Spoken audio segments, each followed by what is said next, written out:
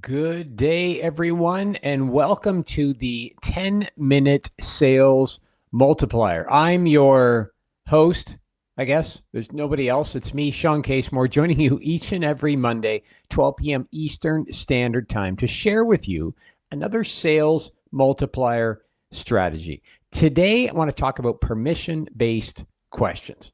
So when you think about your sales process, and I ask you about when you use questions, the most common answer obviously is during the discovery process. So at the time in which you're trying to learn about the prospect, their needs, their priorities, right? So that's obviously the norm for most people. Regardless of what you're selling, there is a discovery process where you're going to ask questions. But here's what I find tends to happen. As sales professionals, and let's be honest, your personality is such that you probably enjoy speaking with other people. You might not enjoy being out in groups. You might be a bit of an introvert. That's okay.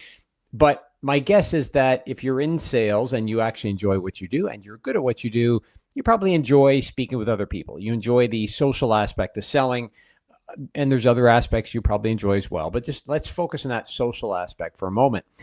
The challenge becomes this. If you sell something and obviously you know your product or your service really well and you enjoy interacting with other people, you probably enjoy speaking to the product or service that you sell, the benefits that it has provided other prospects. And the challenge that can create is you end up doing more talking than listening. For years, sales trainers have shared the idea that you need to be an active listener, and there's obviously steps to take to do so. But here's the bigger challenge. We know that. That's not new information. And of course, if somebody is sharing information with me and I'm listening, then that's going to not only be helpful to me in how I position future comments and statements that I might make, but more importantly, what it does is it allows them a chance to, build some trust in me because I'm listening to them, I'm hearing them, and of course, my response should be catered to what they're sharing. But the idea of active listening, although not new, is something that I find a lot of sales professionals struggle with. And the main reason why is because they're excited about what they sell. They're excited about talking to a prospect. They're excited about the potential of making a sale. And they generally enjoy interacting with people. Now, again, there's probably some of you saying, well, I'm an introvert. I really don't like talking to people. And that's fine. There's still a place in sales. There's certain areas where that would actually be a really great fit. But generally speaking, right, we're social beings. So therein lies the challenge. We like to talk more than we listen. We know we need to listen. We do listen. You probably practice active listening steps and strategies to ensure that you're gaining the information that you need to better position your product or service moving forward. But what I want to suggest is this, that there's a way to blend your desire to discuss and share about your product or service and use questions, which therefore almost enforces active listening, which indirectly can help you create trust. So I guess what I'm saying is there's a way around. If you're somebody who enjoys socializing, you're excited about your product or service, you want to talk about it, and you find that really asking a lot of questions is not necessarily something you're comfortable with. Maybe you feel like you're interrogating the prospect, or you just don't feel like it's a good conversation because you ask a question, then you have to sit and wait for the answer. You're not getting maybe enough time to share all the information you'd love to share about your product or service. There's a way around this, and it's called permission-based questions. And they are what you might think they are. They're asking permission before you ask the question. Now, this needs to happen conversationally, and it's not something overly formal. The goal is not to make the other person think that we're interrogating them in some way, shape, or form. But it's simply adding some words at the beginning of your question and therefore allowing you to ask more questions conversationally, which will help you. If you do enjoy the conversation, you'll enjoy asking these questions, but they will then allow you to ask more information, learn more information. They'll stop you from maybe talking a lot if that's something that you struggle with, and you'll be able to gain some time when the prospect is answering you that you can then in turn think about, what do I want to say next? How do I want to position this? So permission-based questions will help you as a sales professional. Moreover, they'll help your prospect because, I'm not sure about your experience, but what tends to happen is when we ask good questions. And I don't mean the surface based, hey, tell me about your top 3 priorities, right? That's what everybody asks. When we ask deeper questions, specifically provocative questions, they start to position us as different from our competition, which allows our prospect then to start to see us in a different light. If you've followed me and you've read any of my publications on LinkedIn or anywhere else in my blog, all over the place, you heard me talk a lot about provocative selling. That is using language and questions that allow you to reposition what the challenge might be. Permission-based questions help you get there. So enough about permission-based questions. Let's give an example of how you might use this, okay? So an opportunity might arise during the conversation. So you've had your initial discovery, you've learned a little bit, you've maybe shared some information about your product or service with the prospect, and now you're trying to vet, are they ready to go to the next step? Are they ready to move to the demonstration? Are they ready to schedule our second meeting and bring other people into this? Are they ready to come for a tour? Are they ready to try this out, right? Whatever your next step is after the discovery process, what you might ask is a relatively direct question, but by using permission-based questions, it's not going to seem so direct. So you might say, and I'll use myself because right now that's all that's online that I'm looking at. I might say something like, Shawn, may I ask you a question?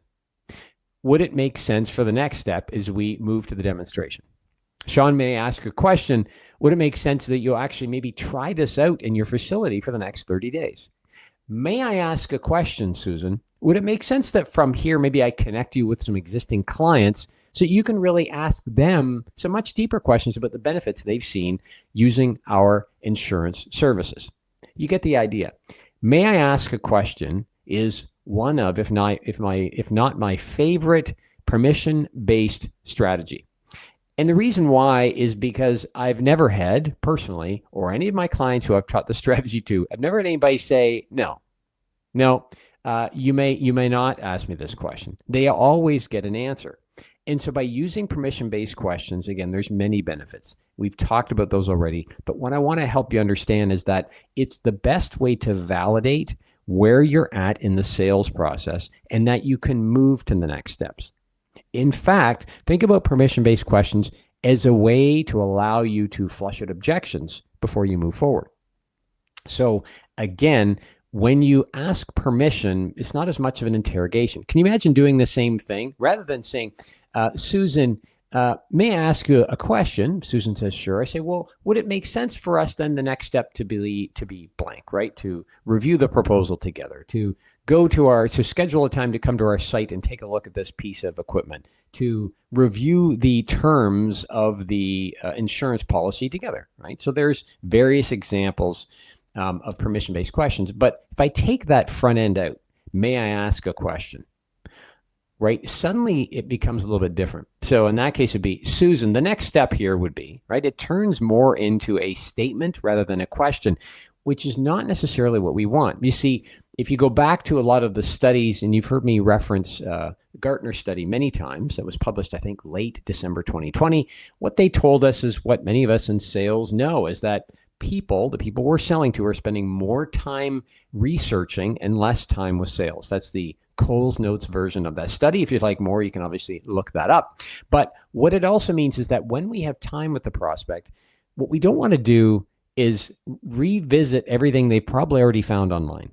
We don't want to tell them everything they already know. What we do want to do is be seen as a trusted advisor. We want to ask deeper questions. And then what we want to do is build some trust. Permission-based questions engage our prospect in the conversation, and they help us build trust.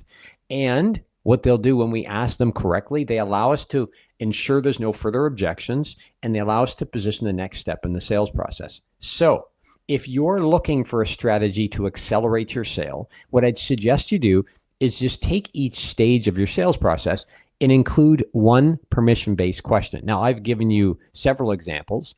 You could say, would it make sense to, right? And turn that into a question. Susan, would it make sense as the next step we blank, right? Or you can use what I shared earlier. May I ask you a question? As the next step, then, would it make sense to? So you see these start to work together. So you'll come up with your own variation, but permission-based questions simply means I'm asking the other person permission before I ask the question. And the benefits are far-reaching, as we've talked about here today. So take a look at your sales process. take a look at the steps that you move your prospect through and add a permission-based question at the beginning before you move to the next step. You're going to find that you flush out objections earlier on, and that when you do move forward, there's no guessing. You know it's time to move forward. If you ask Susan, hey, Susan, may I ask a question? Would it make sense next that we review the terms of the policy that we're talking about? Susan's either going to say yes or no. If she says no, say, okay, well, what would you suggest the next steps might be? Right? There's kind of another variation of permission-based questioning. And Susan's going to tell me, here's her question, here's her problem, here's what she believes is next. So permission-based questions are really a great way to move people through your sales process, flush out objections, and know exactly where you are at all times, rather than leave the call, send the terms, hope Susan reads them, and hope she's ready to move forward. As we all know, hope is not the best strategy. In fact, it's not a strategy. So, hope you've enjoyed this. Another one of my 10-minute sales multipliers, joining you each and every Monday live. And if you've got some strategies you'd like me to speak to or to discuss, make sure you drop me an email, info@ShawnCasemore.com. Be happy to share the approach and method here live with everybody, and I'll give you a shout out as a result if you'd like me to. And I look forward to seeing you again next Monday, 12 p.m. Eastern Standard Time. And until then, let's get out there and go sell something. We'll talk to you soon. Take care.